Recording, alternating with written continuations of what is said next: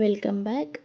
ಯಾರೆಲ್ಲ ವೀಡಿಯೋ ನೋಡ್ತಿದ್ದೀರಾ ಒಂದು ಸಬ್ಸ್ಕ್ರೈಬ್ ಮಾಡ್ಕೊಳ್ಳಿ, ಮತ್ತು ಲೈಕ್ ಮಾಡಿ, ಶೇರ್ ಮಾಡಿ, ಕಮೆಂಟ್ ಮಾಡಿ. ಇವತ್ತು ನಾನು ಮಾಡ್ತಿರೋ ರೆಸಿಪಿ ನೇಮ್ ಏನು ಅಂತಂದರೆ ಕೈಮಾ ಸಾಂಬಾರು ಮಾಡ್ತಾಯಿದ್ದೀನಿ. ತುಂಬ ಟೇಸ್ಟಿಯಾಗಿರುತ್ತೆ, ಈಸಿ ಕೂಡ. ಒಂದು ಸಲ ಮನೇಲಿ ಮಾಡಿ ನೋಡಿ, ನಿಮಗೂ ಇಷ್ಟ ಆಗುತ್ತೆ. ಈಗ ನಾನು ಒಂದು ಜಾರ್ಗೆ ಕಾಯಿ, ಬೆಳ್ಳುಳ್ಳಿ, ಶುಂಠಿ, ಚಕ್ಕೆ, ಲವಂಗ ಮತ್ತು ಟೊಮೆಟೊ ಹಾಕ್ಕೊಂಡಿದ್ದೀನಿ.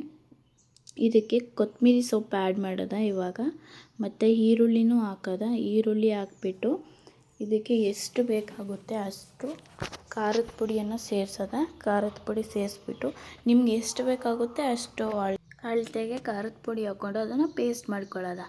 ಇವಾಗ ನಾನು ಒಂದು ತಪ್ಪಲೆ ಇಟ್ಕೊಂಡು ಅದಕ್ಕೆ ಈರುಳ್ಳಿ ಹಾಕ್ತಾಯಿದ್ದೀನಿ. ಈಗ ನೋಡಿ, ಈರುಳ್ಳಿ ಹಾಕಾದ್ಮೇಲೆ ಅದನ್ನ ಹಸಿ ವಾಸನೆ ಹೋಗೋಗಂಟ ಹುರ್ಕೊಳ್ಬೇಕು. ಇದು ನೋಡಿ ನಾನು ಪೇಸ್ಟ್ ಮಾಡ್ಕೊಂಡಿದ್ದೀನಿ.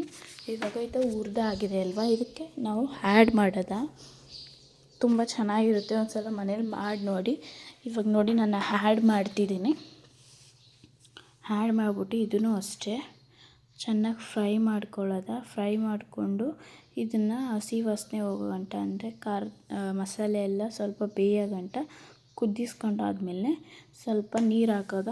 ಸ್ವಲ್ಪ ಅಲ್ಲ, ಎಷ್ಟು ಬೇಕಾಗುತ್ತೆ ಅಷ್ಟು ನಿಮಗೆ ನೀರು ಹಾಕ್ಕೊಳ್ಳಿ ನೀವು.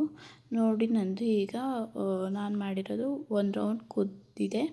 ನೋಡ್ಕೊಳ್ತಾ ಇದ್ದೀನಿ ಎಲ್ಲ ಕನ್ಸಿಸ್ಟೆನ್ಸಿ ಚೆನ್ನಾಗಿದೆಯಾ, ಇನ್ನೊಂದು ಸ್ವಲ್ಪ ನೀರು ಹಾಕಬೇಕಾ ಅಂತ ನೋಡ್ಕೊಳ್ತಾ ಇದ್ದೀನಿ.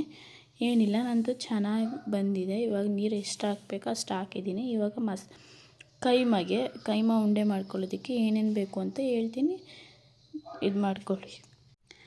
ಕಾಯಿ ತೊಗೊಂಡಿದ್ದೀನಿ ನಾನು, ಒಂದೋಳು ಕಾಯಿ ತೊಗೊಂಡಿದ್ದೀನಿ, ಮತ್ತು ಕಡಲೆ, ಒಣಮೆಣಸಿನ್ಕಾಯಿ, ಶುಂಠಿ, ಬೆಳ್ಳುಳ್ಳಿ, ಮತ್ತು ಚಕ್ಕೆ, ಲವಂಗ, ಮೆಣಸು ಎಲ್ಲ ತೊಗೊಂಡಿದ್ದೀನಿ, ಮತ್ತು ಕೊತ್ತಂಬರಿ ಸೊಪ್ಪು ತೊಗೊಂಡಿದ್ದೀನಿ, ಕಡಲೆ ತೊಗೊಂಡಿದ್ದೀನಿ. ಇವಾಗ ಇದನ್ನ ನಾನು ಪೇಸ್ಟ್ ಮಾಡ್ಕೊಂಡಿದ್ದೀನಿ ನೋಡಿ. ಪೇಸ್ಟಲ್ಲ, ಇದಕ್ಕೆ ನೀರು ಹಾಕದಂತೆ ಆಡಿಸ್ಕೊಳ್ಬೇಕು.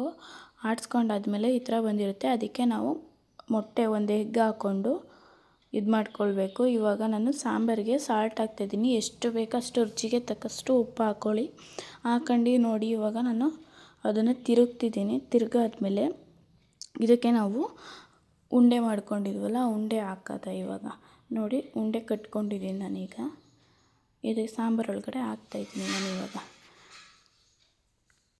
ಇವಾಗ ಉಂಡೆ ಕಟ್ಟಿದ್ವಲ್ಲ, ಅದನ್ನು ನಾನು ಹಾಕ್ತಿದ್ದೀನಿ ಸಾಂಬಾರು ಒಳಗಡೆ.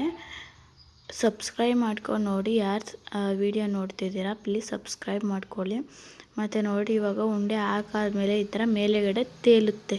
ತುಂಬ ಟೇಸ್ಟಿಯಾಗಿರುತ್ತೆ, ಒಂದು ಸಲ ಮಾಡ್ಕೊಂಡು ನೋಡಿ. Thank you for watching. ನೋಡಿ, ರೆಡಿಯಾಗಿದೆ. Thank you.